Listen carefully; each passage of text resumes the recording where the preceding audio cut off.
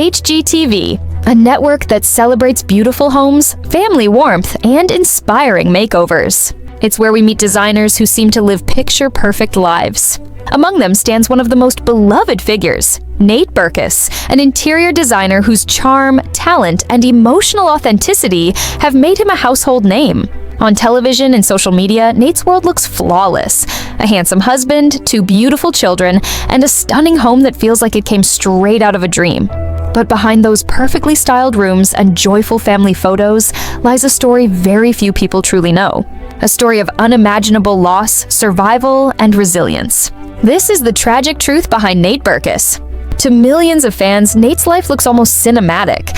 His Instagram feed shines with radiant smiles, warm family moments, and rooms filled with elegance and light. His husband, fellow designer Jeremiah Brent, often appears alongside him. 2 men deeply in love, raising their children in a home that reflects their shared creativity and care. But Nate himself has said that beauty means nothing without meaning. And for him, that meaning was born from tragedy, one that changed his life forever. It was December 26, 2004, the day after Christmas. Nate Berkus and his partner Fernando Bengoechea were vacationing in Sri Lanka, seeking peace and inspiration in a tropical paradise. But that morning, paradise turned into horror. Without warning, the ground trembled. The sea began to rise, and within moments, a monstrous wall of water swept across the coastline. The Indian Ocean tsunami, one of the deadliest natural disasters in modern history, claimed more than 230,000 lives across 14 countries. Nate and Fernando were caught in the heart of it. The waves tore through their hotel room, ripping away the roof and everything in sight. Nate later recalled the chaos. The deafening sound of destruction, the violent rush of water, the feeling of being completely powerless. For a brief moment, they held onto each other, both fighting to stay above the surface. And then, as Nate described, Fernando looked at him and said, "It's not over." Moments later, they were separated. Nate miraculously survived, clinging to debris until he reached higher ground. He found a borrowed phone and left a chilling message for his mother. "There's been a horrible disaster. I'm fine." But deep down, he knew his world would never be the same. Fernando was never found. Despite desperate searches, hope slowly turned into heartbreak. His family later released a statement confirming the unthinkable. Fernando was presumed dead. Nate returned to the United States carrying only grief and guilt. On the Oprah Winfrey Show, he shared his experience publicly for the first time. He spoke softly, describing the moment he had to board a helicopter and leave Sri Lanka, knowing there was nothing more he could do. For years after the tragedy, Nate struggled to find meaning. He often said, "I've defined everything by my ability to survive." That sentence became his truth, a reminder that life after loss is not about moving on, but moving forward. When Nate came home from Sri Lanka, he wasn't the same man. In early 2005, depression consumed him. He could barely eat, speak, or get out of bed. Friends and family surrounded him, but nothing seemed to reach through the fog of pain. He began therapy and medication, trying to reclaim control over his thoughts. Doctors in Sri Lanka had prescribed him a strong tranquilizer, which only deepened his sense of isolation. He often described those days as a blur of sadness and silence. Through that darkness, one person remained constant: Oprah Winfrey. She had been both a mentor and a friend. She visited Nate personally, sitting beside him as he cried and questioned everything. When he asked her, "Why did this happen?" Oprah's answer stayed with him forever. She told him, "When the soul gets what it came to get, it goes." That moment shifted something in Nate. It didn't erase the pain, but it helped him understand that love, even when lost, leaves behind something eternal. After surviving the tsunami, Nate developed a deep fear of water. Even the sound of waves would bring back flashes of that terrible morning.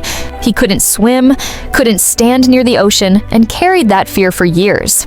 He once admitted that he had always felt a bit fragile when it came to nature.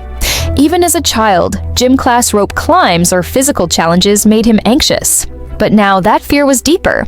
It wasn't just physical, it was emotional, a fear of reliving loss.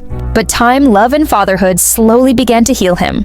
In 2021, his husband Jeremiah shared a photo on Instagram that moved fans to tears. It showed Nate standing in the ocean with their young daughter, smiling, laughing, and finally free.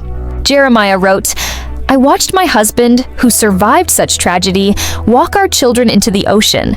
He broke the chain of fear. That photo wasn't just a family snapshot. It was a symbol of triumph. A man who once feared the sea, now standing in it with joy. Just when life seemed to settle, tragedy returned. In 2015, Nate lost his father, Michael Berkus, to brain cancer. On Instagram, he shared a photo from his wedding. Him and his father laughing in their suits, both radiant. He called his father exceptionally generous and funny, and said that the picture reminded him how his dad brought comfort even on the most nerve-wracking day of his life. To honor his father's memory, Nate became a quiet but passionate advocate for cancer awareness, supporting organizations that fund immunotherapy research. In every post and interview since, his father's influence is still evident. The humor, the empathy, the way he sees beauty even in broken things. In 2023, Nate revealed another deeply personal struggle. Psoriasis, a chronic skin condition he had managed privately for almost a decade. He described the isolation that came with it. How even as a public figure, he sometimes felt ashamed of his body. He said he didn't believe in self-diagnosing and always turned to his dermatologist, who, as he put it, is on speed dial. But what surprised him most was discovering that several of his close friends also battled similar conditions but had never spoken about it. To break the silence, Nate partnered with a medical research company to raise awareness about psoriasis and other skin conditions. His goal was simple: to let people know they're not alone, even if their pain is invisible.